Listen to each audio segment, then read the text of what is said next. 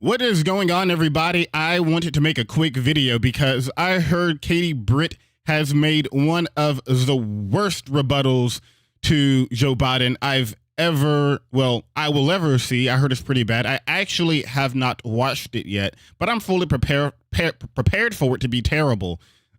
Let's just go ahead and get right into it. This is absolutely not pre-watched. Have not seen it yet, so you're going to get my very first impressions here. Let's go ahead and go over to it. Let's go ahead and cook this one up. Wait a minute. No audio. I traveled to the Del Rio sector of Texas. That's where I spoke to a woman who shared her story with me. She had been sex trafficked by the cartels starting at the age of 12.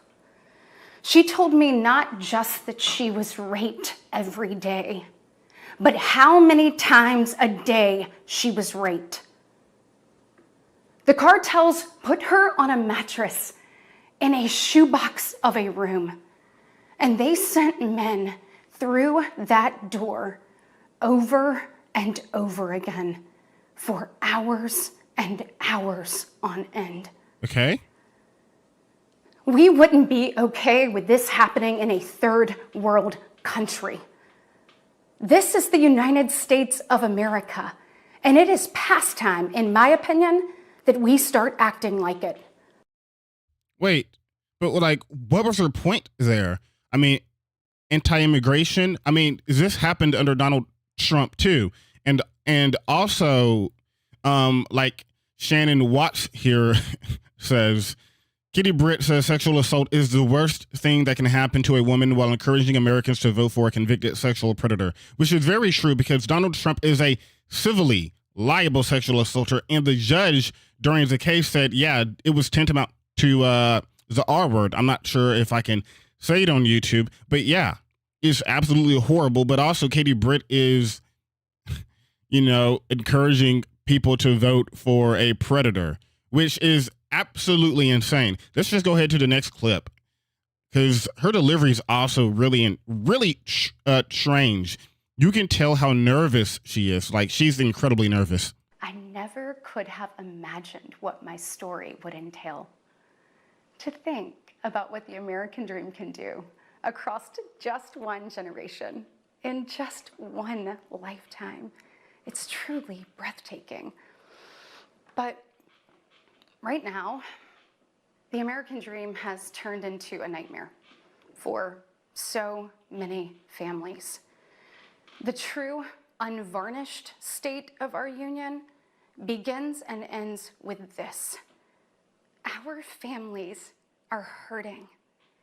Our country can do better.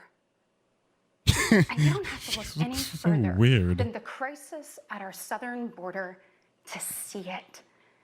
President Biden inherited the most secure border of all time. She's so awkward. But minutes after taking office, he suspended all deportations, he halted construction of the border wall, and he announced a plan to give amnesty to millions. We know that President Biden didn't just create this border crisis, he invited it with 94 executive actions in his first. Now, keep in mind, these are all lies. Title 42 was still remaining under Biden, which was a Trump policy that he included in his administration. And then Joe Biden kept it up until he couldn't any further. And even then, there's been numerous studies and records that shows that Joe Biden has a better record of actually deporting migrants more than Donald Trump does, actually. So that's not true. But still, this is supposed to be a rebuttal of Biden's address. Very awkward. She's very awkward, actually.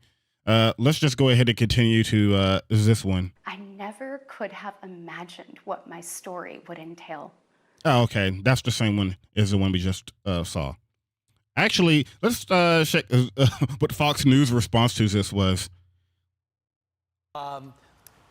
Great job in your delivery, the structure of the speech, especially because you had to adjust at the last minute to what the president would say, along with the changing dynamics in the chamber. Your thoughts about his speech and the reflecting on yours? You know, it's exactly what we thought it would be, and that's that he didn't talk about things that real Americans wanted to hear, that hardworking people wanted answers to, things that we talk about around this kitchen. Yeah, and keep in mind, Joe Biden talked about getting prescription drug prices lower, which is something I'm pretty sure that most Americans care about. Table every single day. He failed to mention or failed to give the time they deserved. I thought the anger and and he also talked about unions, because Joe Biden, unironically, is the most pro-union president that I've had in my lifetime, at least. And he even had the head of the unions there, which was incredibly amazing.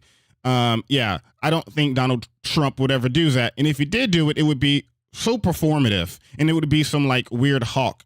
So it is absolutely insane that Katie Britt comes out here and says that he didn't really do anything for like the average person, when like the head of the union, who is also hardcore supporting Biden, because unlike Donald Trump, who has these actors which he paid to do a photo op with him for these unions when he's not actually pro-union, he actually hates unions. Joe Biden has actually stuck by unions, went on the picket lines, and it wasn't just performative. He actually did something for his own in terms of the NLRB, which Donald Trump also, by the way, gutted. Bitterness, what seemed to be some type of rage, was unbecoming of the President of the United States. And unfortunately, he used none of his time to bring America together and tell us how we could move forward. What does that even mean? Divisive language and tried to put every party firmly in their corner. You know? Yeah, divisive language, like Donald Trump admitting that he would have to lock up his political opponents. Yep. Senator. Yeah. So, you know, absolutely incredible. Aaron Rupart here. Great job, Brian Kilmeade, to Katie Britt about her bizarre State of the Union rebuttal. Note that she's still in the kitchen. Okay, so absolutely unhinged. Very awkward behavior by Katie Britt. Just kind of like lies on top of lies. Obviously, I'm not going to look at an hour of Katie Britt. I'm not sure who could, but it was absolutely terrible. And by the way, it was so terrible that Republicans were absolutely confused as to what was going on. Let's just go ahead into this Guardian article here. Republicans baffled by Katie Britt's State of the Union response. One of our biggest disasters. A 42-year-old Republican, it was just in her kitchen table, was just like spouting off nonsense for about an hour. Katie Britt's Republican response to Joe Biden's State of the Union address drew response ranging from the baffled to satirical to the appalled, even among fellow right-wingers. What the hell am I watching right now? An unnamed Trump advisor told Rolling Stone. It's one of our biggest disasters ever, another unnamed Republican strategist told the Daily Beast. Delivering the official State of the Union response can be a thankless task, but the former Louisiana governor Bobby Jindal and the Florida Senator Marco Rubio, delivers of previously panned speeches, would ruefully attest. So yeah, we're going to, Charles Kirkland Jr. was a part of it. Let's see what he said, actually. My man, I'm sure Katie Britt is a sweet mom in person, but this speech is not what we need. Joe Biden just declared war on the American right, and Katie Britt is talking like she's hosting a cooking show, whispering about how Democrats don't get it. Wow. So that's quite something from Charles Kirkland Jr., which I'm not even sure what he's talking about, because Joe Biden was just telling you what how unhinged Republicans are, because we've seen this from people like Donald Trump, where they go out and they say that immigrants are, I can't remember the exact quote, but he was like, yeah, immigrants are tainting the blood of America. And then he goes on to talk about how we should like give drug dealers the death sentence. He was talking about joking about how he would be a dictator from one day when Nancy Pelosi's husband got hit in the head by a hammer by a mad MAGA person, a huge MAGA cult member. His response was to make jokes, and the audience were laughing. They were having a good time. You had Republicans on social media who were playing it off. So don't believe these people for a second when they pretend like they want to bring the country together. No, they don't. They don't actually care. They have an entire agenda, a heritage-funded foundation, 1,000-page document about how they can turn America into a Christian nationalist state. They're full of crap. And this is why I always tell you the most important thing you can do is vote these people out. And you got to make sure that Donald Trump doesn't get back in the White House. Let me know what you think about Katie Britt and the Republican Party in general in the comment section.